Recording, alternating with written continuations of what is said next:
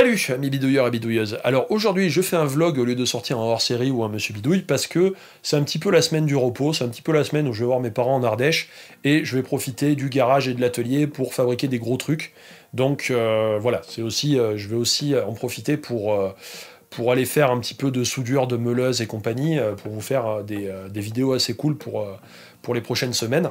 Donc je suis en train de préparer des trucs qui devraient être assez sympas, si tout va bien. Ce petit vlog a deux objectifs. Déjà, pour parler de ce qui s'est passé sur la chaîne dernièrement, pourquoi d'un coup j'ai mis à faire plein de vidéos, etc. etc. Donc du développement de la chaîne et tout. Et aussi pour anticiper les questions qui vont être posées, parce que je sais qu'il y a des questions qui vont être posées, suite à la vidéo que j'ai sortie en même temps que ce vlog, la vidéo comme quoi je cherche du travail. Donc pourquoi j'ai fait une vidéo séparée alors que j'aurais pu le dire dans le vlog, et ben parce que déjà cette vidéo je la supprimerai quand elle ne sera plus utile. Voilà, j'ai pas envie de continuer à recevoir des offres de job alors 3 ans plus tard parce qu'elle est restée sur ma chaîne, donc cette vidéo elle est temporaire. Et en plus de ça, si par exemple quelqu'un d'entre vous la partage ou si un employeur potentiel est amené à la voir, il a peut-être pas envie d'avoir toute ma vie en vlog. Donc j'ai fait une vidéo condensée, très courte, où je dis voilà, je cherche du taf dans tel domaine, j'ai telle expérience, allez sur tel site pour voir mon CV, point. Voilà, j'ai fait un truc court, concis, temporaire, uniquement pour chercher du taf. Et cette vidéo n'est pas monétisée, donc c'est pas un truc pour se faire du pognon ou je sais pas quoi. Donc bien sûr, j'anticipe les questions. Première question anticipée, est-ce que je vais arrêter la chaîne si je trouve du boulot? Ou dans quelle mesure la chaîne va être affectée si je trouve du taf? Eh ben, c'est très simple, je n'arrêterai pas la chaîne, mais par contre, il y aura moins de vidéos. Alors, dans quelle mesure il y aura moins de vidéos? Ça dépend totalement du taf que je vais trouver.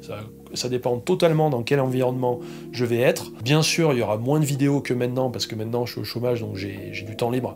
Donc je peux passer quasiment un 35 heures, voire même plus par semaine à travailler sur les vidéos. Mais je pense que j'essaierai de tenir le rythme de 2 vidéos par mois, un truc comme ça, mais je vous dis ça complètement au pif, parce que déjà il faudrait voir quel taf je vais trouver, et si je trouve du taf. Deuxième question anticipée, pourquoi ne pas essayer de vivre de la chaîne?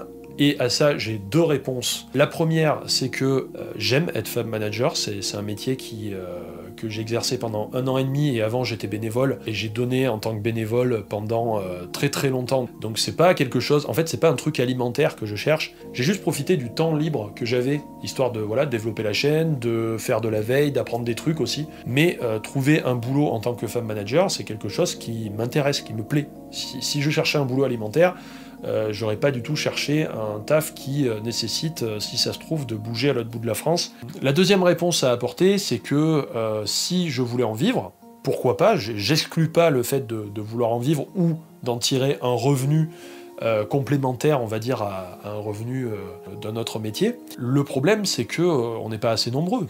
Vous êtes de plus en plus nombreux sur la chaîne, là, on va atteindre les 40 000 abonnés. Je suis très content de ça, et voilà, c'est super cool, et je vous remercie.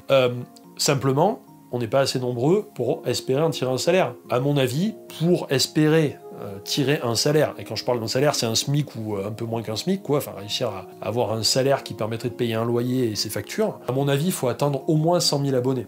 Et manifestement, on n'y est pas, et manifestement, on n'y sera pas au mois de juin. Ça m'étonnerait que j'atteigne les 100 000 abonnés au mois de juin. Donc voilà, ça risque d'être un poil chaud. En revanche, j'exclus pas un jour de monter un Tipeee, un Utip ou je sais pas quoi, ne serait-ce que pour couvrir les frais de la chaîne. À l'heure actuelle, c'est à peu près 100 € que je touche par mois de Google.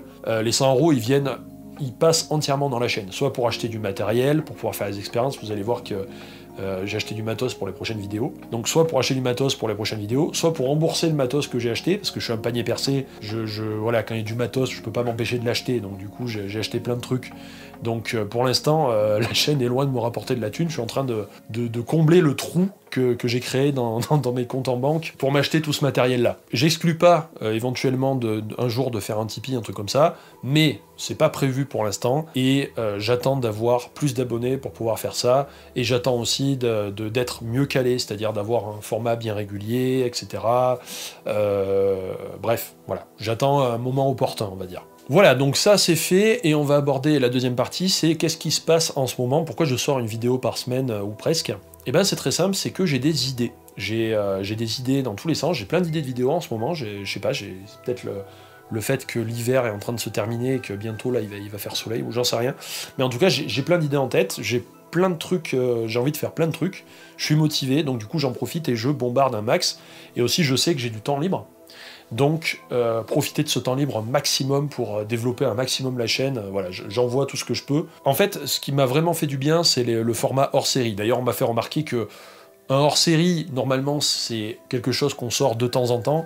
Et moi, je fais 3 fois plus de hors-série que de Monsieur Bidouille. C'est pas faux, mais bon, je conserve le format hors-série. Je pense que ça dit bien ce que ça veut dire. C'est voilà, c'est un truc à part, c'est une aparté, quoi. C'est un... Voilà, bon, bref. Et le format hors-série, en fait, me fait vraiment du bien parce que j'ai enfin trouvé un rythme de travail. C'est-à-dire que les Monsieur Bidouille, j'ai jamais trouvé de rythme de travail au sens de, voilà, j'ai mon setup, je sais comment je fais, etc. J'ai pas besoin à chaque fois de repenser le truc, de réfléchir pendant 15 ans, etc., etc. J'ai testé des tonnes de trucs. Sur la voix, par exemple sur les illustrations de voix off, j'ai testé des machins en 3D, bidule, je me suis pris la tête comme pas possible, parce que j'essaye d'avoir une patte graphique, j'essaye de faire quelque chose de propre. J'ai pas juste envie de prendre une photo sur Google et de la coller comme ça avec un fond flou. Et donc sur les Monsieur Bidouille, j'ai atteint un niveau de qualité qui fait que je passe énormément de temps en post-production, je passe énormément de temps sur After Effects à faire des animations, des trucs, des machins. Et le format hors série est super rafraîchissant parce que c'est un format qui est sobre. Je me suis dit, tu vas arrêter de te prendre la tête à faire des animations dans tous les sens, à essayer de faire des trucs, des machins, tu fais un truc propre et simple. Au départ, je voulais faire ça sur un fond vert. Au final, mon ordi était à genoux et en plus, j'ai pas du tout le bon éclairage, c'était dégueulasse. Donc j'ai fait des essais, j'ai laissé tomber. Et j'ai fini par acheter un vieux fond noir et ça va super bien. Avec ce fond noir, avec les lumières que je me suis fabriquées, avec un pied que j'ai acheté qui est vachement mieux que mon ancien pied. Ça, c'est mon ancien pied. En fait, j'utilisais ça avant. C'est un pied dégueulasse que j'ai payé 4 € sur une brocante, alors qu'il va très bien en voyage ou des trucs comme ça, mais franchement, pour l'usage que j'en fais en studio, c'était une catastrophe. Là, j'ai trouvé un pied sur le bon coin. Le truc, c'est un tank qui pèse 18 tonnes. Il peut tenir un poids de malade. Le fait de m'avoir trouvé un setup d'éclairage qui marche bien, qui est facile à mettre en place, d'avoir un fond noir, ce qui fait que j'ai pas besoin à chaque fois de ranger tout l'atelier, machin bidule. Le fait d'avoir un truc stable qui tient, que quand j'ai posé le pied, ça bouge pas, etc. Et ben tout ça fait que j'ai enfin trouvé un setup du tonnerre, quoi, genre qui fonctionne. Ce qui fait qu'en série, je peux le prendre entre 2 et 3 jours. J'arrive à tourner, dérocher la première journée, et la deuxième journée à faire tout le montage propre, et tout le mixage, la calibration, les illustrations en voix off, etc. etc. J'ai un fond noir, mais j'ai rajouté le gimmick de l'effet de profondeur. Alors bon, c'est du flou gaussien, hein, j'utilise même pas d'effet de caméra, je fais ça directement sur Premiere pour éviter de passer sur After Effects à chaque fois. Donc je fais des effets de flou, avec des effets de profondeur, et ça, je trouve que ça donne en fait un gimmick qui fait que ça donne une patte aux vidéos. C'est facile à faire, c'est très facile à mettre en place, et ça permet de faire des trucs avec des effets de transparence assez classe, surtout quand par exemple on a un schéma qui se fait devant nous, et on peut jouer comme ça avec l'effet de profondeur. Moi je trouve ça... Voilà, donc s'il y a eu beaucoup de vidéos ces derniers temps, c'est parce que j'ai trouvé enfin un rythme de travail, un setup, qui fait que j'ai l'impression de pas brasser du vent, d'avancer, de créer des trucs, et de pouvoir faire des choses assez vite et assez bien. Je pense que j'ai passé un cap en fait avec ce hors-série. Donc c'est un format que je vais continuer. Peut-être que je vais le décliner, je sais pas encore. J'ai des idées de séries à faire, voilà. Mais j'essayerai toujours d'avoir ce côté un petit peu humour, explication, etc., etc. Et d'essayer de vous apporter des trucs qu'on voit pas ailleurs. Ou alors si c'est quelque chose qui a déjà été fait, essayer de vous l'expliquer un petit peu autrement, de le prendre un petit peu autrement, soit de l'angle de l'humour, soit de l'aborder autrement en fait. Pour terminer cette vidéo, j'aimerais bien avoir votre avis. Et votre avis sur quoi? Sur le fait de monter un Discord. J'ai déjà reçu des messages, j'ai déjà reçu des mails de gens qui me disaient « Ouais, tu devrais monter un Discord et tout, il y a une communauté, ça serait super cool. » C'est quelque chose que j'ai envie de faire, c'est juste que j'appréhende un peu de faire ça parce que pour l'instant, je connais pas super bien Discord. C'est-à-dire que je l'ai déjà utilisé comme ça, vite fait, avec des potes pour jouer à Rust ou pour jouer à PUBG, quoi. Mais je l'ai pas encore utilisé en tant qu'animateur de communauté, où je suis jamais allé sur une communauté où il y a vraiment du monde, etc. Donc, ce que je vous propose, c'est déjà, vous me dites dans les commentaires si ça vous intéresse, qui c'est qui sera intéressé, si ça vous intéresserait d'avoir un Discord, est-ce que vous irez régulièrement dessus ou pas, etc.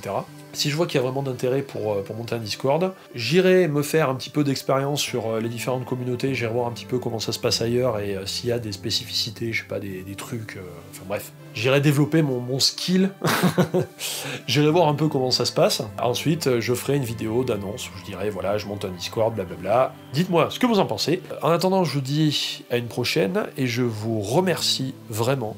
Vous êtes de plus en plus nombreux, il y a toujours des retours positifs, tout le monde est sympa, c'est bienveillant, ça fait plaisir, quoi, c'est cool. Hein. Je vous remercie vraiment pour ça.